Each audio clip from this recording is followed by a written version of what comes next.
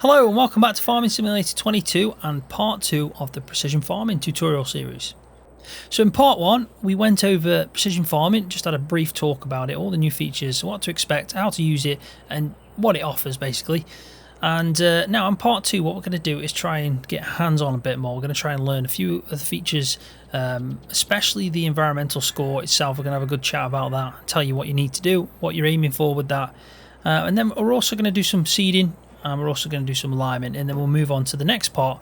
I thought it was best to probably go in the order you want to go in when doing a field. So when planting in a field, when trying to get to the final part of harvesting, getting the maximum yield and the highest environmental score. So we're going to start off with the first steps and move away through the naturally as you would if you were in the field and playing the game yourself. So we're going to focus on field 45, the field that I'm in. Now this did have a crop in, so I've harvested it just because it was the one we started off with. So if I go to Precision Farming now and go to the yield, you can see that we did pick up a yield score, and it was pretty poor because of the fact that it was just the generic field that we started off with. And then what I did after is I mulched the field because we still want to try and maximize the field out. So we mulched it after, and that's pretty much the field it's set. Just to want to point out as well, the soil composition filter tab now has actually changed. We've only got weeds, rolling and mulched, and that's because the fertilizing, all that's been taken over now by Precision Farming. So that's now only in this tab here, all these yields, nitrogen, all that kind of stuff. So what I did is, because we're going to be looking at the environmental score now and what affects it, I've retaken some soil samples in field 45. We're going to start off from scratch. So like I said, we've prepped the field, it's mulched, we've taken some soil samples.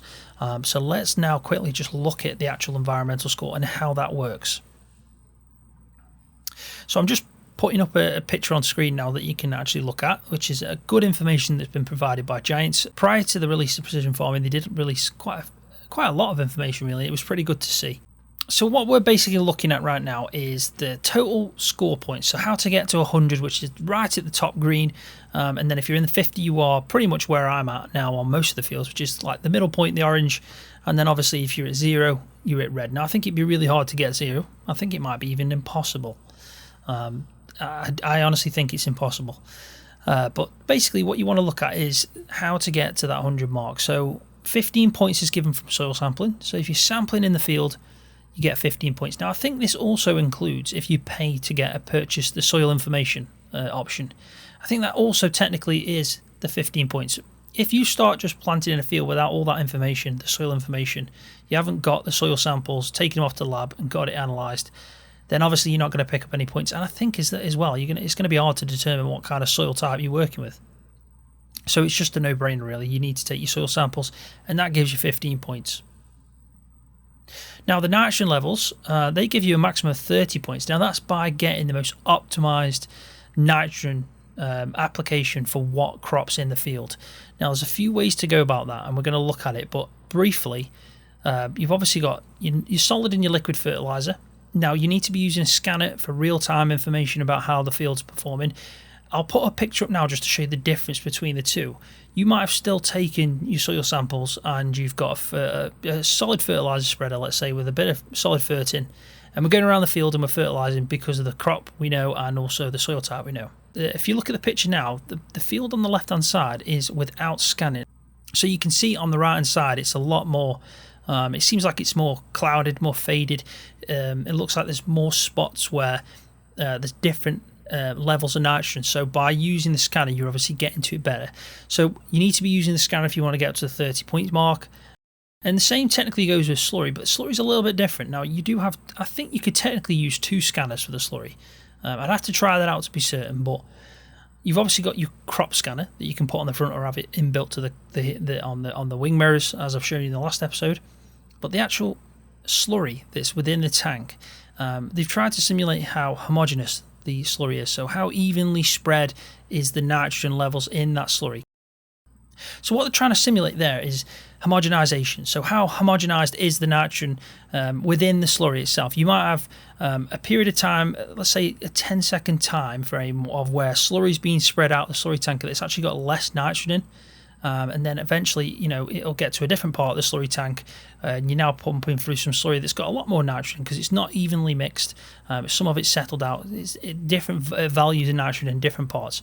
So by having the scanners inbuilt to the slurry spreaders, you can now actually have a real-time information of the nitrogen levels from the slurry that you're actually spraying. So what that does is you might be spraying on a field and you're actually putting more slurry than you're actually putting more nitrogen on the ground than you actually realise, because there's more nitrogen in that slurry than there was 2 seconds ago. So it fluctuates a lot. So you've got the slurry scanner, let's call it, and then you've got the scanner for the field. So it'd be interesting to see if we use both on that account. I think we should probably try it out that way. So what that basically means now is there's another point for it to be variable. So it is important to get them 30 points, which if you've noticed is one of the top marks, 30 points for that, and weed control as well. They're important. Then you obviously get 15 points for giving the right pH value, which is pretty straightforward. You just use a lime, you just use a spread lime. It'll automatically do it from the soil samples you've gone. Lime is determined from the soil type, not the crop. So technically it's better to spread the lime on the field straight after maybe you've just harvested, you've mulched, and the field's ready to go to the next crop. You could probably do it before you even plant, to be honest. As long as you've got the soil types, that's all you need. Just top up the pH. Now, it doesn't degrade every time you harvest. It's over time you'll see it start to fade. So it's probably best to maybe spread lime like you would in FS22 without precision farming, which is once every 3 harvests. I'd say that's the best bet. And then you've got here 10 points for reduced tillage. Now, this is basically just trying to be more fuel efficient. It means you don't have to do as many passes in the field. So what they're saying is if you get top marks for using minimal tillage by direct seeding, because by direct seeding you are cultivating at the same time as planting in them seeds.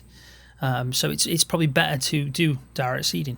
Costs a little bit more, and you need a more powerful tractor, but that's your top marks. It's something to aim to. Doesn't really matter if you use shallow tillage. It really doesn't. Again, if you use shallow tillage, it's 5 points. That could be like a shallow cultivator or a cultivator. I think a cultivator will just give you 5 points as well.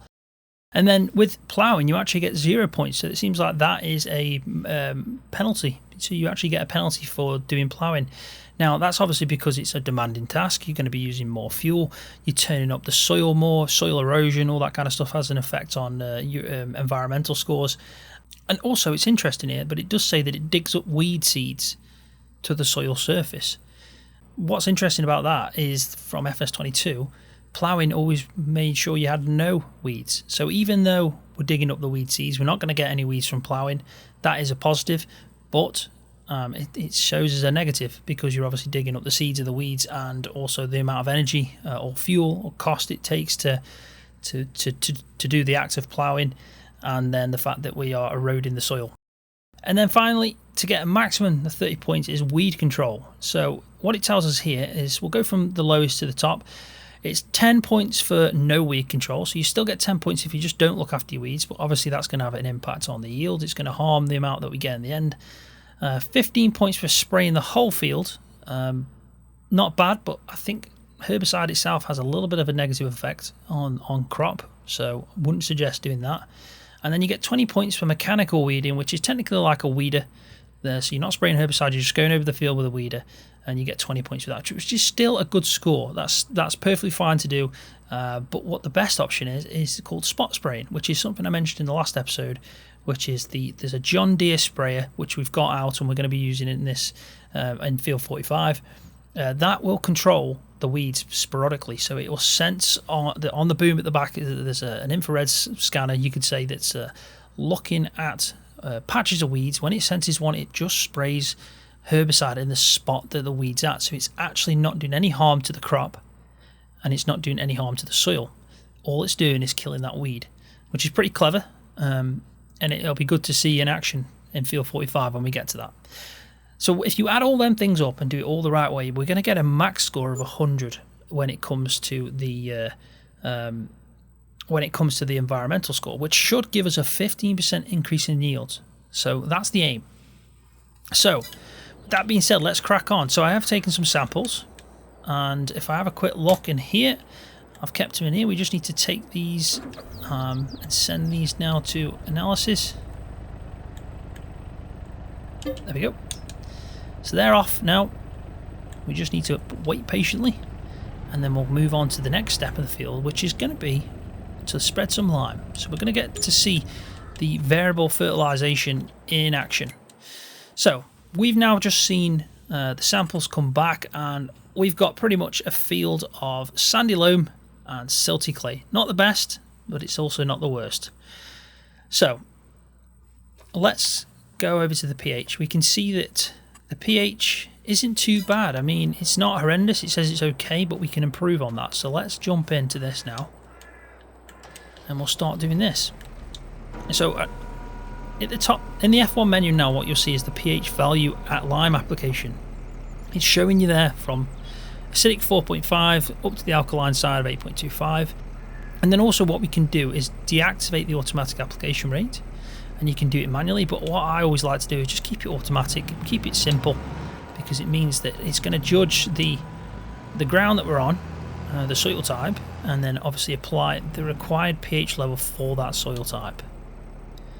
So let's just go across here and we'll get some lime spread, and you can probably tell in the map, in the mini map at the bottom, it is changing. We're now seeing a different colour in the pHs, so we are moving up, and you can see that the silty clay needs a lot more lime, so the application rate is increasing. So I don't know if you saw in the F1 menu, it does show you what application rate is going to apply, and it tells you the target as well. So if I just stand a little bit into this field, what you'll find in a second is right now it says current pH level, it tells me is 6.125 by 0.875 to get to that target point. And it says increasing pH to optimal value for silty clay, which is 7. So we're trying to get it to 7, which is where that kind of finish line flag is on that bar. That's showing us that for silty clay, this is how much we're going to apply of the lime to get it to the right pH level. And that pretty much applies for all the other stuff that we do. You'll start to see that the lime actually goes down a lot less in certain areas, and up and less, and obviously goes down a lot quicker in other areas.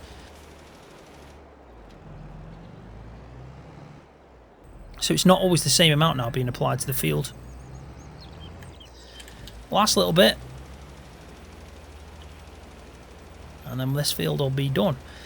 So the last thing we'll do is we'll get the seeds in the ground, and we'll do the direct seeding, and then I think that should be enough for this episode. We'll leave the rest for the next one. I don't want to make these videos massive. Try and keep them short. The first one was a little bit bigger than I actually planned as well. So let's just have a quick look now at the field itself in the precision farming menu. So you can see that field 45, it is actually showing as field 44. It's like this whole chunk, which is not ideal, but we can still relate to this information because we're not going to be doing these other two fields. But you can see now the pH level is right where it should be. Pretty much spot on. Let's get rid of that. And if we go to soil type, it'd be interesting to see now if our score has increased. It hasn't increased, but because we're at 50 anyway, it seems like soil sampling was already maxed out, and it looks like tillage, just trying to think, nitrogen, pH, weed control, soil sampling. So nitrogen, because it's at the lowest, is the bars down. Our pH value is full, and our soil sampling value is full. So we need to obviously improve here on weeds and tillage and the nitrogen, and that should start going up. So we'll keep an eye on that. But like I said, the next job is to get something planted into the ground. So we're going to be doing direct drilling, which is this. Now I'm not going to. I could put fertilizer in this and do the same at the same time, but we're not going to do that. We're just going to save that for another bit so we can actually see the fertilizing separate to this. So we're going to go with wheat because of the time of year that it is. Perfect time to plant wheat. If we just have a quick look, this one, you can see that wheat, we're going to have to skip time a little bit, aren't we? We're going to have to go to September.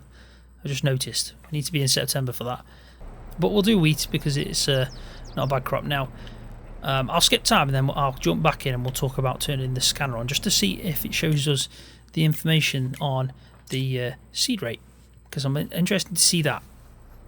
Right, so it's now September, perfect time to plant some wheat. I just wanted to point out as well, you can see now the precision farming box there in the field is telling me, I don't know if you can just make it out, let me just try and stand over the dark patch of the soil. There we go. It says the pH value is perfect, so that's what we're always looking for. We're looking for perfect. Okay is fine, obviously, but perfect's better. So we're at 7 for this type of soil, which is silty clay. But if we move over to here, we can see that there's loam or sandy loam, and it's now 6.5, which is perfect.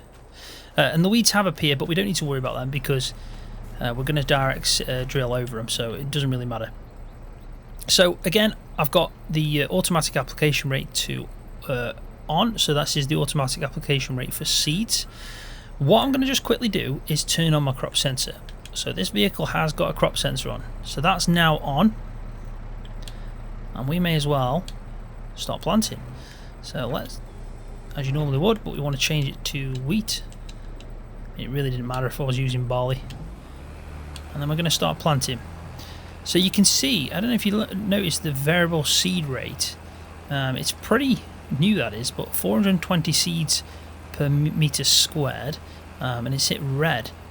So there's 3 dots there, and we're talking about red.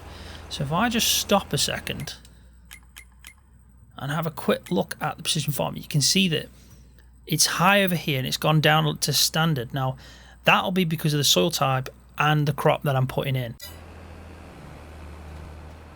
But yeah, it's interesting to see how it's the different soil types with that crop as well judge the amount of seed that is being applied. That is something new. But again, all you have to do is set it to automatic. But it just means that you're not going to be expecting to use the same amount of seeds now. It's always going to be different depending on the field you're in.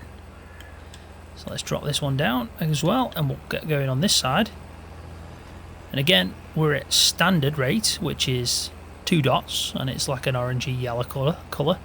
We're going to move over to the 3 dots, which is red, high application rate because of the type of soil that we're in for wheat.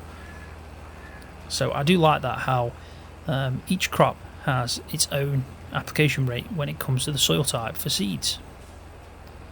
So there we go, that's that one done. So it's always better to direct drill. I mean, it's obviously less time in the field as well, less fuel being used by the tractor. I mean, it's not 100% precise, let's be honest, because I might do this a really bad job and have to go over bits that I've missed and stuff. So, but obviously it's a step in the right direction. So talking about the weeds quickly, obviously with precision farming, as time goes on, you'll see some mods, some sprayers come out with the same feature that John Deere sprayer has. It's a little bit different because it's now encouraging herbicide. That's the way I feel it, whereas before, Farming Simulator was kind of like putting you off the idea of doing herbicide because it has a negative effect on the yield. So they were trying to get you to use manual seeders, which is fine, and you still get like 20 points with that. It's not an issue. But obviously to get maximum points, you're going to be using a sprayer that's got that scanner on to actually scan where the weeds are, so it can just direct the herbicide on the exact spot it's needed. So as time progresses, we'll definitely have some sprayers with that. And it also is a good point to make out about maps. So custom maps right now, modded maps like Carmson, for example. I know from speaking to Oxy himself, he's had this update, the next update, sitting there for a while now. He's said it already, and all he was waiting on was precision farming to come out. So and obviously 1.4 update. So he can now apply precision farming to the map to Carmson. The update can come out and everything, because I think we could probably use precision farming right now on Carmson. I think it wouldn't cause any issues at all. But it wouldn't be, the fields wouldn't be customized. Like, he can set what type of soil types are in them fields and make it custom to that map. So you'll start seeing a lot of modded maps now coming out with updates for these for precision farming, basically. Right, so let's have a quick look. So we're now in the field. It says soil type sandy loam, for example. pH is perfect. The nitrogen's horrendous. It's pretty bad. But we are expected yield of 75%, so we're getting 5.2 to the hectare, which isn't too bad. We are 25% off, but we can maximise it. We can push it over that. We can try and get a little bit higher. Let's have a look at the clay, the silty clay. So you can see that's 68 out of 89.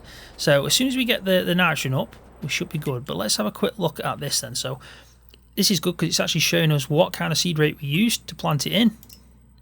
That's the yield from last time. Nitrogen's poor, pH is perfect now, and as you can see, we've gone up a little bit. We have gone up, which is good to see. So 52 on the score now. So tillage is at 5.2 on. This is our overall score, isn't it? And this is what I forget to see. But this is 5.2.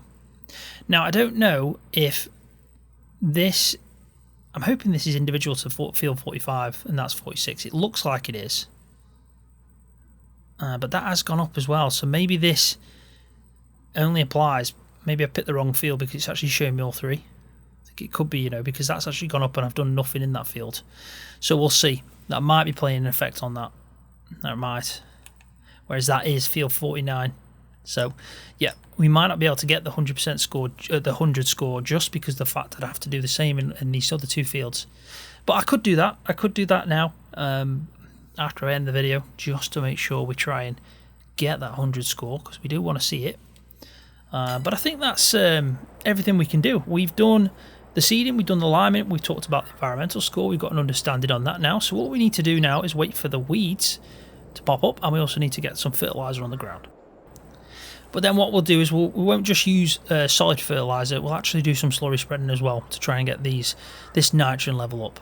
Because traditionally in FS19, slurry or manure only actually brought you up to the 100 mark. So for it's 100 kilograms of nitrogen per hectare basically. You could never go over that. So it was always good to use it at the start, but then to get it to where it needed to be, like 160 for example, you'd have to put that extra 60 on with either liquid fertilizer or solid fertilizer. But that is all for the next episode. So thanks for watching. Hopefully you've enjoyed it. Hopefully you found it useful as well. If you have, please give it a thumbs up, because that really does help my channel out. And if you're new, don't forget to hit that subscribe button for more videos just like this one on Farming Simulator.